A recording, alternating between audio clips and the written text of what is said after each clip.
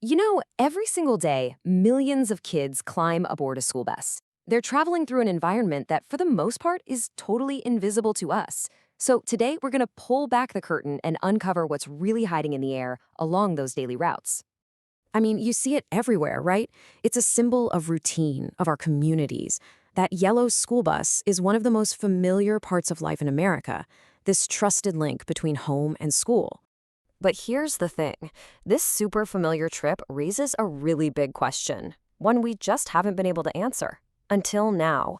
As these buses make their way through our towns and cities, what exactly is in the air our kids are breathing in, mile after mile? And get this, we're not talking about a small amount of time. Kids can spend up to 180 hours a year just on or near their school bus.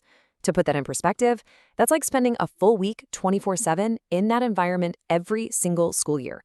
So yeah, this environment, it matters a lot. And that really leads us to a huge issue that experts are calling the children's exposure crisis. Look, air pollution is the single biggest environmental health risk on the planet. And the tough part? Kids, unfortunately, are the ones who get hit the hardest. So, why are kids so much more vulnerable? Well, it's actually pretty simple.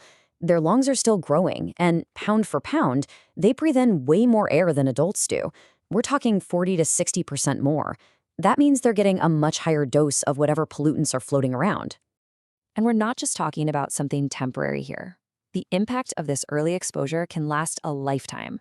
There are direct links to chronic problems like asthma, to permanently reduced lung function, and even to things that affect how their brains develop. This is way bigger than just a little cough. This is about shaping a child's health for the rest of their life. Okay, so here's where we often get it wrong. The real danger isn't some generic air quality score you see for the whole city. It's hyper-local. The risk is all about specific hotspots. Those choked intersections, the busy bus stops, and especially those long lines of idling cars and buses right in front of the school. And here's the real kicker. This street-by-street, route-specific danger has been completely invisible because it's been totally unmeasured. This means the people who are supposed to be protecting our kids, school districts, city planners, you name it, they've been working without the data they desperately need.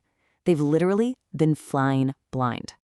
All right, so why are we flying blind? What's the deal? Well, it all comes down to a fundamental gap in how we measure air quality. Our current systems, they just weren't built to solve this kind of problem. Let's just break it down. The old way versus a new way. On the left, you've got the old way. These big, fixed monitoring stations.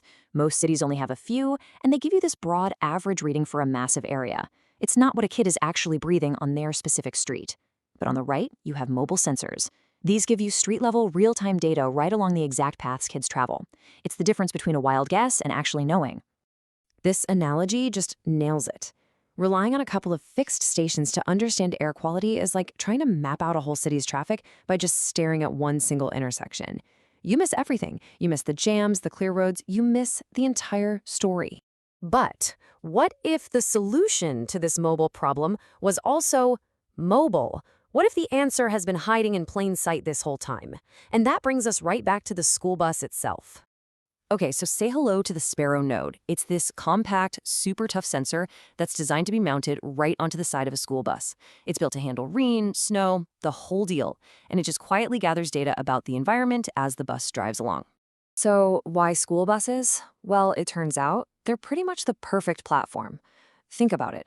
They drive the same predictable routes every single day. With over 480,000 of them, they're the biggest transportation fleet in the whole country. They cover the exact routes our kids are on. And because they serve every community, the data is fair and equitable by design. We're basically tapping into this massive infrastructure that's already there. And the best part, the whole process is ridiculously simple. You can install one of these nodes in less than 30 minutes. The moment the bus starts up, the device powers on and automatically connects to the cloud. And that's it. It just works. Streaming data for real-time analysis so that people can actually see the insights and, most importantly, do something about them. Now, I know what you might be thinking. What about privacy? And that's a huge point. This whole system was designed from the ground up to measure the environment, not people. There are no cameras, no microphones, absolutely zero personal data is ever collected.